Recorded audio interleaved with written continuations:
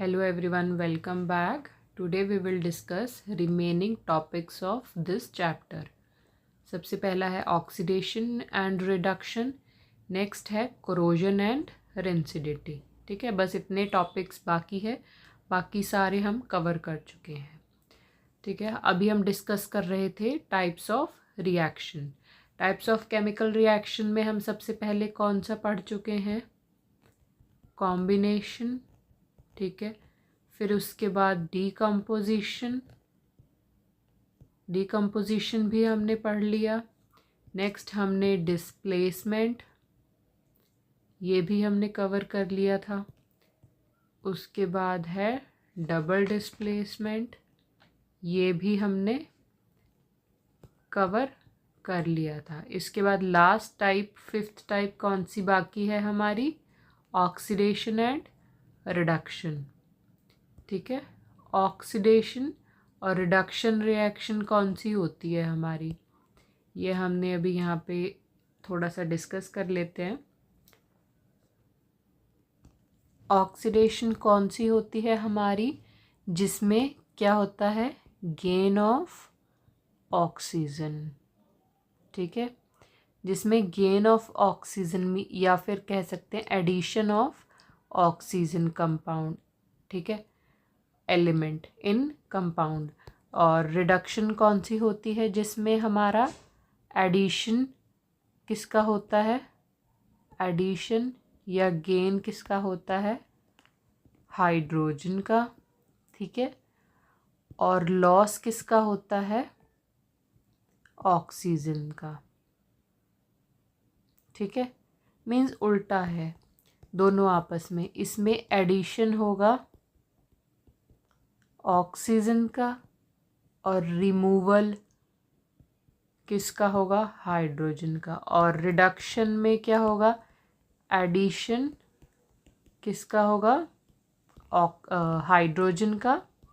और रिमूवल किसका होगा? ये होगा हमारा ऑक्सीजन का. ठीक है, तो ये कंडीशंस याद रखनी है चारों अच्छे से, जितनी भी होंगी. तो इसके लिए हमारा है, if the substance gains oxygen during a reaction, तो it is said to be, क्या कहा जाएगा उसको? ऑक्सीडाइज्ड. अगर कोई सब्सटेंस लूज़ करता है ऑक्सीजन एक केमिकल रिएक्शन के दौरान, तो उसको क्या कहा जाएगा? रिड्यूस्ड. ठीक है, कि वो सब्सटेंस खुद क्या हो रहा है? रिड्यूस हो रहा है. ठीक है, ये दोनों चीज़ें अच्छे से याद रखनी है, ये इम्पॉर्टेंट है, इसका क्वेश्चन भी आता है एग्ज़ाम में. नेक्स्ट है, the hydrogen is gaining oxygen and is being oxidized. In other words, one reactant gets oxidized while the other reactant get reduced. उसको क्या बोला जाता है? ऑक्सीडेशन रिएक्शन या फिर redox reaction. Oxidation reduction reaction या रिडॉक्स रिएक्शन, ये अच्छे से याद रखना है. ठीक है, जिसमें एक ही जो रिएक्टेंट है वो ऑक्सीडाइज्ड हो रहा हो और जो दूसरा है वो रिड्यूस हो रहा हो, एक ही रिएक्शन. इसमें मेन बात ये याद रखने की है, ड्यूरिंग अ रिएक्शन, एक ही रिएक्शन के दौरान, तो उसको क्या कहेंगे हम? ऑक्सीडेशन रिडक्शन या रिडॉक्स रिएक्शन. ठीक है, ऑक्सीडेशन रिडक्शन रिएक्शन या फिर रिडॉक्स रिएक्शन, ये इम्पॉर्टेंट है, अच्छे से याद रखना है. और इसकी एग्जाम्पल कौन सी है? ये रिडॉक्स रिएक्शन की. मीन्स अगर सिंगल हमारा हो रहा है, ऑक्सीजन ऐड हो रहा है और रिमूव हाइड्रोजन हो रहा है, तो ऑक्सीडेशन कहलाएगी. अगर हमारा ऐड हाइड्रोजन हो रहा है, रिमूव हमारा ऑक्सीजन हो रहा है, तब हम कहेंगे रिडक्शन रिएक्शन. ठीक है, और दोनों अगर एक साथ हो रहे हों तो क्या कहेंगे? रिडॉक्स.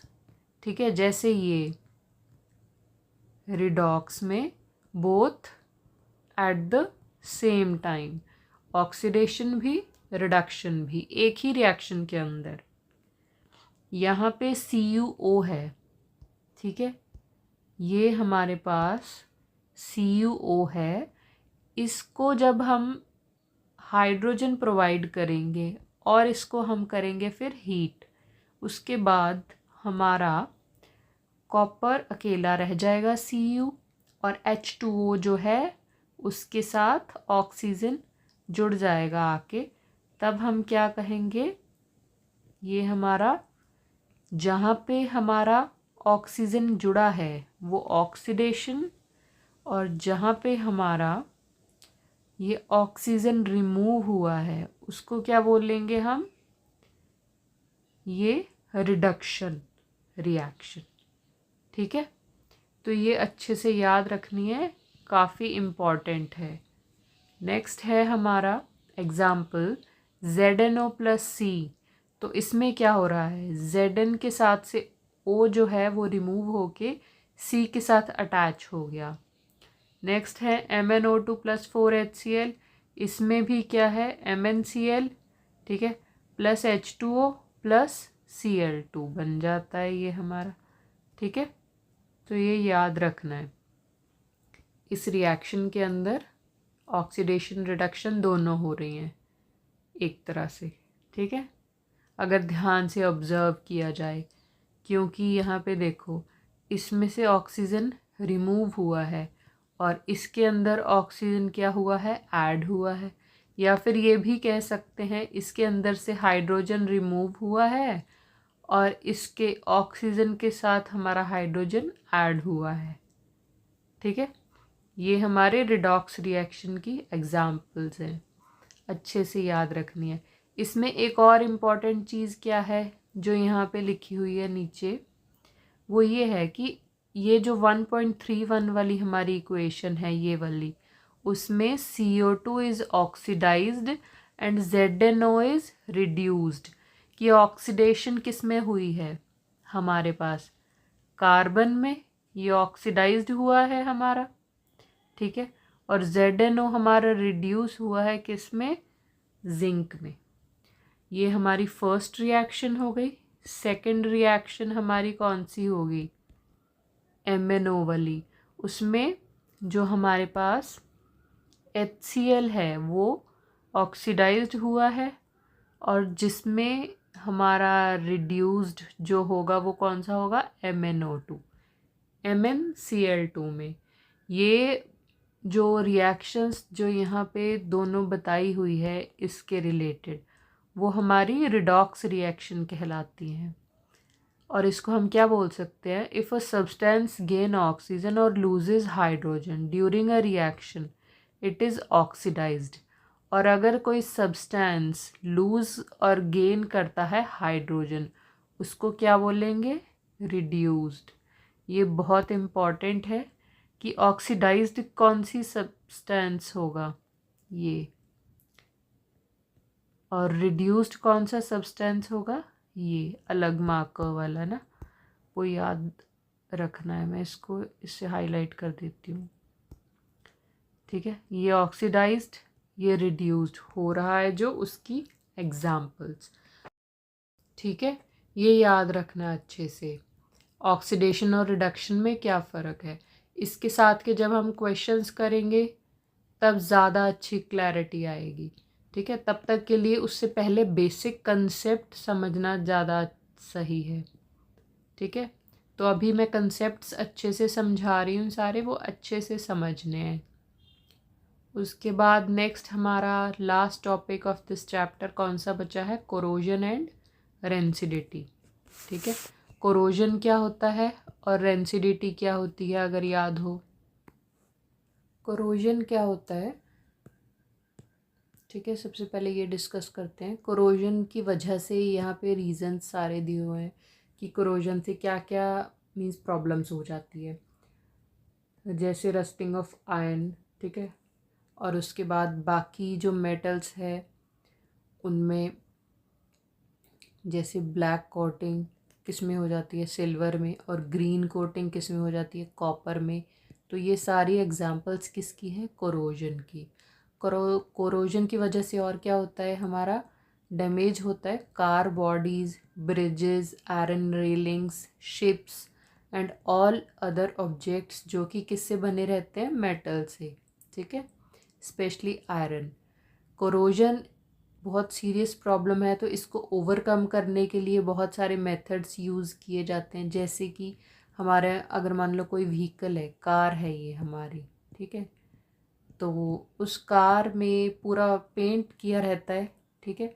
वो क्यों किया रहता है कि जो डायरेक्टली अगर मान लो वो आयरन के जो पार्टिकल्स या कंपोनेंट्स है वो हवा के साथ डायरेक्ट एक्सपोजर में आते हैं, ठीक है, तो उस टाइम पे कोरोजन पूरा एकदम जैसे ये रस्टिंग वाली लेयर हो जाती है, जंग लग जाता है, ये भी कह सकते हैं सिंपल लैंग्वेज में। तो रेडिश ब्राउन पाउडर्ड जैसा फॉर्म हो जाता है लेयर, ठीक है, उसको क्या बोलेंगे हम, रस्टिंग ऑफ आयरन। वो किस वजह से होती है, कोरोजन की वजह से। इसका एक सिंपल बेसिक डेफिनेशन ये बोल सकते हैं, when a metal is gradually attacked by air, ठीक है, हवा के अंदर ऑक्सीजन प्रेजेंट होगी या मॉइस्चर, ये मेटल की बॉडी के ऊपर जब एयर ऑक्सीजन लगेगी आके, ठीक है, जो कि हवा में प्रेजेंट रहता है मॉइस्चर या ऑक्सीजन, तो उस सरफेस के ऊपर जो भी कोरोड या रस्टिंग वगैरह हो जाएगी उसको क्या बोलेंगे, कोरोजन, ठीक है। तो ये याद रखना है। इसमें एग्जाम्पल्स ही दी हुई है, इसकी डेफिनेशन एज सच तो नहीं आई है, लेकिन ये क्वेश्चंस ये पूछ लेते हैं, ब्लैक कोटिंग किस में होगी, सिल्वर में, ठीक है, और ग्रीन किस में होगी, कॉपर में, और आयरन में कौन सी होती है, रेडिश ब्राउन पाउडर्ड, वो किस में होगी, आयरन में, ठीक है। तो ये याद रखना है इसका, कोरोजन का। और कहाँ कहाँ होती है, जो इसमें एग्जाम्पल दिए हुए हैं वही याद रखने की ज़रूरत है। क्या क्या कॉज करते हैं, damage to car bodies, bridges, iron railings, ships and objects made of metal, specially iron, ठीक है, उनमें क्या हो जाता है, कोरोजन हो जाती है, ठीक है। तो ये अच्छे से याद रखना है, काफ़ी इम्पॉर्टेंट है। Next last topic of this chapter is rancidity. Rancidity means, इसको सिंपल लैंग्वेज में हम ये कह सकते हैं कि अगर हमारा चिप्स का पैकेट अगर उसको थोड़ी देर खुला रह गया तो वो एकदम क्रंची से एकदम गीला गिले थोड़े ऑयली जैसे हमें महसूस होने लगते हैं, अच्छे से उसका टेस्ट थोड़ा ख़राब हो जाता है, खाने लायक नहीं रह जाते, तो उसको क्या बोलते हैं, थोड़ा सा वो क्या हो गया, रेंसिडिटी या सीलन आ गई है, हल्का सा सिंपल लैंग्वेज में कहते हैं कि सीलन आ गई है उसको, तो उस प्रोसेस को क्या बोला जाता है, रेंसिडिटी, ठीक है। इसको ओवरकम कैसे करते हैं, या तो एयर टाइट कंटेनर जिसका टाइट ढक्कन हो वैसे वाले में स्टोर करके रख देते हैं, ठीक है, कोई भी हमने खाने वाली चीज़ मेनली बिस्किट वगैरह या चिप्स रख देते हैं, या फिर उस पैकेट को अच्छे से बंद करके रख देते हैं, बांध के रख देते हैं, या फिर जैसे हमारे चिप्स का पैकेट एकदम उसमें हवा भरी रहती है ना, तो वो इसीलिए भरी रहती है ताकि रेंसिडिटी ना हो जाए। और वो कौन सी गैस होती है उसके अंदर फिल की हुई, नाइट्रोजन गैस, ये लिखा हुआ है ना, ये अच्छे से याद करना है, ठीक है। तो इसको हम क्या कहेंगे कि टेस्ट या स्मेल ऑफ फैट या ऑयल कंटेनिंग फूड मटेरियल, अगर उसको लंबे समय तक छोड़ दें तो उसका टेस्ट और स्मेल क्या हो जाती है, चेंज हो जाती है, ठीक है। तो उसको और क्या कहते हैं कि वो ऑक्सीडाइज हो जाते हैं, उसका और क्या बोल सकते हैं कि वो दे बिकम रेंसिड, ठीक है, ऑक्सीडाइज हो गए वो, रेंसिड हो गए वो, ठीक है, उसका स्मेल और टेस्ट चेंज हो गया। तो उस प्रोसेस को कैसे प्रिवेंट किया जाता है, या तो उसके अंदर एंटीऑक्सीडेंट्स डाल देते हैं, ठीक है, ताकि वो एकदम सही से रहे, या फिर उसको एयर टाइट कंटेनर्स में फिल करके रख देते हैं, ठीक है। एयर टाइट कंटेनर्स में स्लो ऑक्सीडेशन हो जाती है, या फिर चिप्स वगैरह जैसे हमारे बने हुए होते हैं तो उसके अंदर क्या कर देते हैं हम, flush bags of chips with gas such as nitrogen, nitrogen gas से उसमें फिल कर देते हैं। तो उससे भी क्या होता है, हमारी ऑक्सीडेशन नहीं हो पाती है उस पैकेट की, ठीक है। मींस चिप्स का पैकेट है, उसके अंदर अगर हमने नाइट्रोजन गैस फिल कर दी है तो जो भी अंदर हमारे चिप्स वगैरह होंगे, ठीक है, जो चिप्स है हमारे वो ऑक्सीडाइज नहीं होंगे, ठीक है, और प्रॉपरली क्रंची उनका टेस्ट रहेगा, वो रेंसिड नहीं होंगे, क्रंची रहेंगे एकदम। या फिर उसको एयर टाइट कंटेनर में रख सकते हैं, रेंसिडिटी वहाँ पे फिर क्या हो जाएगी, नहीं होगी, या फिर बोल सकते हैं रेंसिडिटी प्रिवेंट हो जाएगी, ठीक है। समझ आ गया? तो ये अच्छे से करना है। इस चैप्टर में बस इतना ही था। जो भी अगर कुछ डाउट हो तो पूछ सकते हो, ठीक है। समरी भी हमारी काफ़ी इम्पॉर्टेंट हो जाती है इन चैप्टर्स में, अच्छे से करनी है, ठीक है, क्योंकि हमेशा एग्ज़ाम में ये आ ही जाता है। इसमें से डायरेक्टली क्वेश्चन नहीं आते तो इनडायरेक्टली आ जाते हैं। फिर भी हम इसको हर एक चैप्टर की ये समरी हम रिवाइज़ करेंगे अच्छे से, ठीक है। तो इस चैप्टर में क्या है, सबसे पहला हमारा पूरा हम रिवीजन भी कर लेते हैं पूरे हमारे चैप्टर की। A complete chemical reaction represents, क्या क्या होते हैं एक केमिकल रिएक्शन में, reactants, products and their physical state, ठीक है, सिंबॉलिकली रिप्रेजेंट किया जाता है। तो वो पूरी क्या कहलाती है, एक केमिकल इक्वेशन, ठीक है। जो हमारा इस तरफ का चीज़ होगा वो रिएक्टेंट कहलाएगा, फिर जो इधर बनता है वो हमारा क्या होता है, प्रोडक्ट। और अगर जो यहाँ पे सॉलिड, लिक्विड या गैसेस करके लिखा होता है वो उनकी फिजिकल स्टेट बताई गई होती है, ठीक है। नेक्स्ट है, कोई भी रिएक्शन बैलेंस्ड कब कहलाती है, जब क्या होगा, number of atoms of each type involve in chemical reaction are same on reactant and product side of equation, तो that equation must always be balanced, ठीक है। जब रिएक्टेंट के अंदर जितने भी एटम्स हैं या जितने भी प्रोडक्ट के अंदर एटम्स हैं वो सेम रहेंगे तो उसको क्या बोला जाता है, एक बैलेंस्ड केमिकल इक्वेशन, ठीक है। ये अच्छे से याद रखना है। नेक्स्ट हमारा है टाइप्स ऑफ रिएक्शंस। तो सबसे पहली है कॉम्बिनेशन रिएक्शन। कॉम्बिनेशन में क्या होता है, जब टू और more substance combine to form a new single substance, तो कौन सी रिएक्शन होगी, केमिकल रिएक्शन। तो कौन सी रिएक्शन होगी, कॉम्बिनेशन रिएक्शन, ठीक है। नेक्स्ट है हमारी डीकम्पोजिशन रिएक्शन। डीकम्पोजिशन क्या है, ऑपोजिट टू कॉम्बिनेशन, ठीक है। इसमें दो चीज़ें जुड़ के एक कोई न्यू चीज़ बनाते हैं, और कॉम्बिनेशन ये हो गया ऊपर, डीकम्पोजिशन उसका उल्टा है, कोई सिंगल सब्सटेंस है जो डीकम्पोज होता है इनटू टू और मोर, मींस कोई सिंगल सब्सटेंस है वो डीकम्पोज होके दो या दो से ज़्यादा प्रोडक्ट्स बनाता है, ठीक है। उसके बाद नेक्स्ट है रिएक्शन जिसके अंदर heat give out along with product, उसको क्या बोला जाता है, एक्सोथर्मिक। प्रोडक्ट साइड में, ठीक है, प्रोडक्ट साइड में अगर हीट प्रोड्यूस हो तो कौन सी रिएक्शन कहलाएगी हमारी, एक्सोथर्मिक, ठीक है। ये अच्छे से याद रखना है। नेक्स्ट हमारा है रिएक्शन दैट एब्जॉर्ब एनर्जी, उसको क्या बोला जाएगा, एंडोथर्मिक, ठीक है।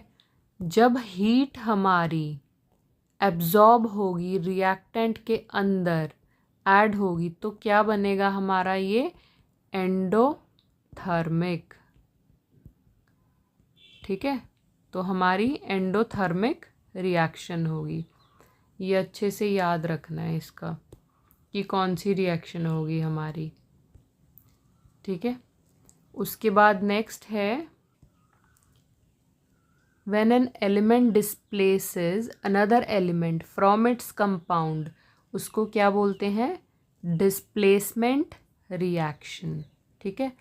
जब कोई एक एलिमेंट, ठीक है, कोई दूसरे एलिमेंट को डिस्प्लेस कर दे, जैसे यहाँ पे दोनों बॉक्सेस थे, ये सर्कुलर शेप में कुछ आया, तो इस वाले बॉक्स को इस सर्कुलर ने रिप्लेस करके खुद उसकी जगह अटैच हो गया, तो वो कौन सी कहलाएगी? डिस्प्लेसमेंट। अगर जैसे A B plus C D है, A C plus B D बन जाए, मीन्स ये इसके साथ और ये इसके साथ कंबाइन हो जाए, तब क्या होगा? डबल डिस्प्लेसमेंट रिएक्शन, ठीक है। तो ये याद रखना है, जब हमारा दो डिफरेंट एटम और groups of atom are exchanged, तो उसको क्या बोलेंगे? डबल डिस्प्लेसमेंट रिएक्शन, ठीक है। और जब हमारा रिएक्शन में कुछ ना कुछ इनसॉल्यूबल सॉल्ट्स प्रोड्यूस होंगे, तब कौन सी रिएक्शन कहलाएगी? प्रेसिपिटेशन रिएक्शन, ठीक है। उसके बाद लास्ट है हमारा रिएक्शन इन्वॉल्व गेन और लॉस ऑफ ऑक्सीजन और हाइड्रोजन बाय सब्सटेंसेस, उनको क्या बोलते हैं? ऑक्सीडेशन, ठीक है, और रिडक्शन। ऑक्सीडेशन में क्या होता है? ऑक्सीडेशन में हमारा होगा गेन ऑफ ऑक्सीजन और लॉस ऑफ हाइड्रोजन, और रिडक्शन में क्या होगा? लॉस ऑफ ऑक्सीजन और गेन ऑफ हाइड्रोजन, ठीक है। तो ये याद रखना है, ऑक्सीडेशन में क्या होता है? गेन किसका होता है? ऑक्सीजन का, और लॉस किसका होता है? हमारा हाइड्रोजन का। रिडक्शन में उल्टा होगा, गेन किसका होगा? हाइड्रोजन का, और लॉस किसका होगा? ऑक्सीजन का, ठीक है। ये इम्पॉर्टेंट है, याद रखना है। और अगर कोई भी डाउट हो तो दोबारा फिर से पूछ सकते हो, ठीक है। तो इस चैप्टर में इतना ही था, कोई भी डाउट होगा तो यू पीपल कैन आस्क, ठीक है। और इनको बार बार रिवाइज करना है और प्रैक्टिस करना है अच्छे से बैलेंसिंग की, ठीक है। Thank you so much and stay tuned, keep learning.